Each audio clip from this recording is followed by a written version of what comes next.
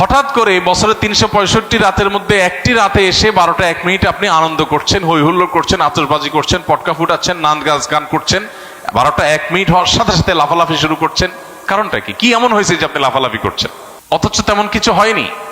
হ্যাঁ, একটা নতুন বছর শুরু হয়েছে। এই বছরটা খ্রিস্টীয় বর্ষ, খ্রিস্টানদের ধর্ম সংশ্লিষ্ট একটা বছর শুরু হয়েছে। তো তাতে আপনার এত খুশি হওয়ার কি আছে?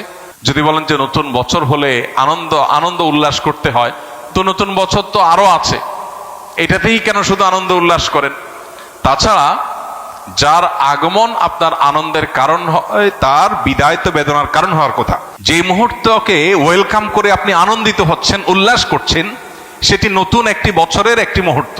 সেটা যদি আপনার আনন্দের কারণ হয়, তাহলে তার এক মুহূর্ত আগেই তো আরেকটি বছরের বিদায় ঘটেছে, তখন তো আপনি কাঁদেননি। যে আসলে আপনি খুশি হয়ে যাচ্ছেন, তার বিদায় তো আপনার ব্যতীত হওয়ার কথা, কিন্তু সেটা তো হচ্ছেন না। তাহলে বোঝা গেল এটা একটা অযৌক্তিক উৎসব, যে উৎসবের পেছনে কোনো লজিক্যাল গ্রাউন্ড নাই, কোনো যৌক্তিকতা নাই, হাসির কোনো কারণ নাই। এই উন্মাদনা, এটা কুসংস্কারাচ্ছন্ন বিশ্বাস থেকে আসছে। এই চিন্তা, এই ভাবনা আমাদের নিজেদেরকে আগে ভালো করে রপ্ত করতে হবে, এরপর আমাদের তরুণদেরকে বোঝাতে হবে। এরপরে যে বিষয়টি আমাদের লক্ষ্য করা দরকার, সেটি হলো আমরা প্রতি বছর দেখি এই আতশবাজির ফলে আমাদের সমাজে মানুষের জীবনের নিরাপত্তা এটা হুমকিতে পড়ে। তরুণদের মধ্যে ভোগবাদের উন্মাদনা তৈরি হয়, নীতি নৈতিকতা আখলাক এটার অবক্ষয় ঘটে। এই সবগুলো বিষয় এই একটি অপসংস্কৃতির মধ্যে আছে, অন্য কোনো অপসংস্কৃতির একটার মধ্যে এত খারাপ দিক নাই।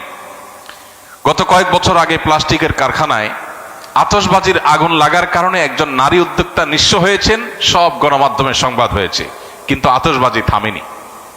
একটি শিশু মায়ের কোলে আতশবাজির বিকট আওয়াজে হার্ট অ্যাটাকে মৃত্যুবরণ করে তিনি, তার ঘটনাটি আদালত পর্যন্ত গিয়েছে, কিন্তু আতশবাজির এই উন্মাদনা এখনো থামেনি। এরকম না জানা বহু ঘটনা ঘটছে। প্রতি বছর আমরা দেখতে পাই বিভিন্ন ভিডিও ফুটেজে যে বিভিন্ন জায়গায় অসংখ্য পাখি মরে পড়ে আছে।